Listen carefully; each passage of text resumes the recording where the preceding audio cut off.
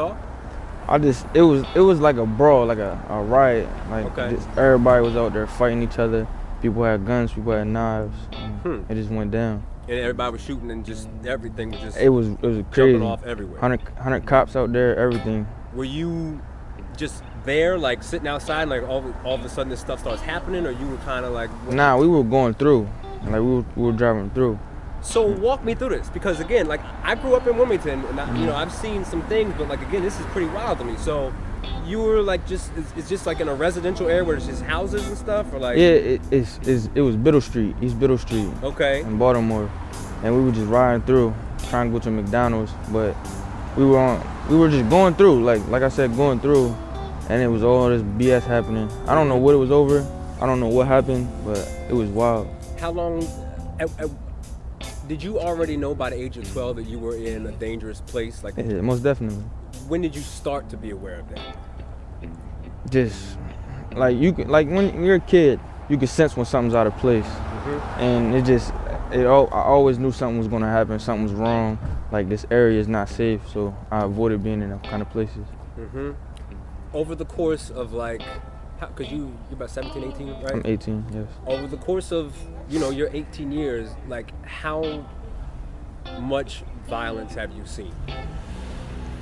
Is it like a weekly basis, a monthly basis? I mean, it happens all the time. It really does. It's not even something that you can keep track of. It just happens. And you just accept it for what it is. Yeah, and just try to keep myself away from it. I got involved a little bit, but it's not for me. There's better things out there in life than me doing dumb stuff like that. How do you avoid it? Me? Yep. I stay in my spot. I stay in my space. I avoid conflicts. I mean, I just came home, so I can't say that. I mean, I'm doing what I got to do now to better myself, to better myself as a person. Do you think the things that you have seen have affected you? Definitely. How so? It's traumatizing. Like stuff like that, it's traumatizing. Do you think that people who have been in your shoes should spend time addressing whatever they've seen? Like, yes, really? most definitely. Like I used to go through counseling just to talk about stuff like that. Like when I was younger, I shut down if I got mad. Like I wouldn't talk.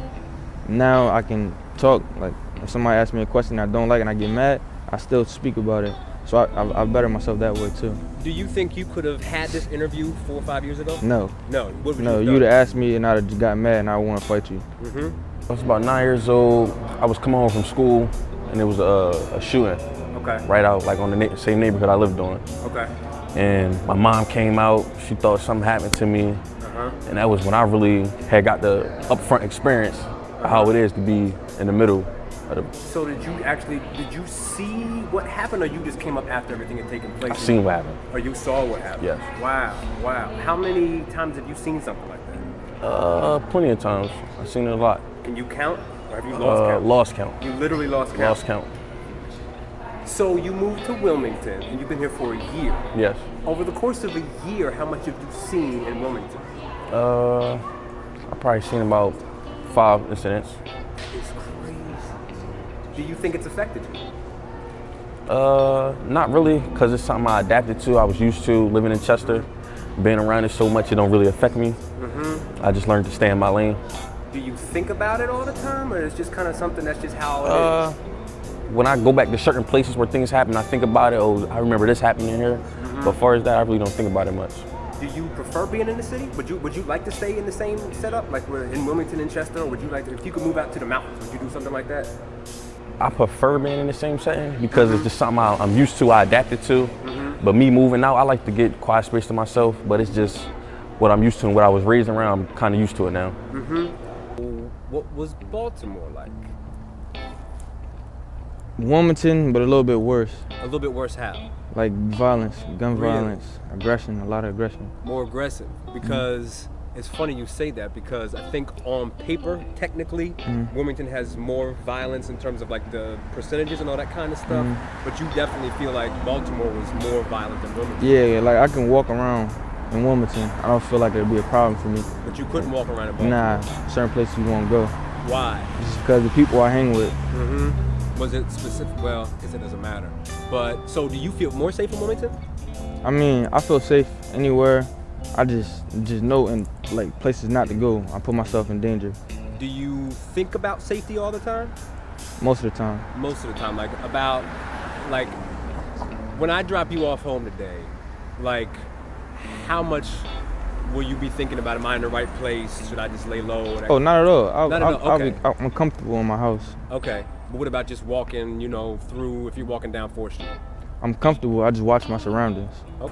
I was coming out of a store. Okay.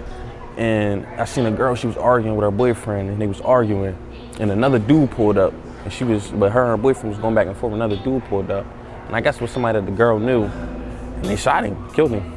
Right there, it just happened so fast. It was a quick transaction, hey yo, da-da-da, he was gone. How old were you? I was about 13. And you remember that pretty clearly? Clear. What was your reaction? Like, what was your reaction? I was stuck.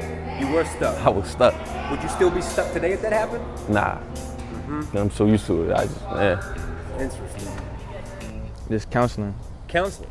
Straight up counseling? Counseling. Like, just sit down and is it because... Talk to me and figure out why I react that way.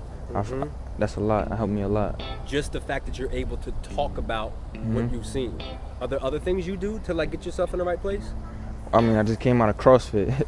That's one. I'm doing boxing now. It's a lot of aggression relieving. Cool. What would you say if you could talk to your younger self when you were 5, 6, 7, 8, 9? What would you tell yourself? Just tell myself to stop it. Stop what? Stop all of it. Everything. Stop thinking like that. Stop acting like that. You're putting yourself in a situation that you don't want to be. You're burning bridges that you don't want to burn. Anything else that you'd like to share with us? I mean, I thank y'all for what y'all doing. Like, this is interviewing me, first of all. I appreciate you doing that.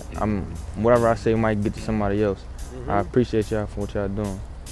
It would have changed my perspective on life.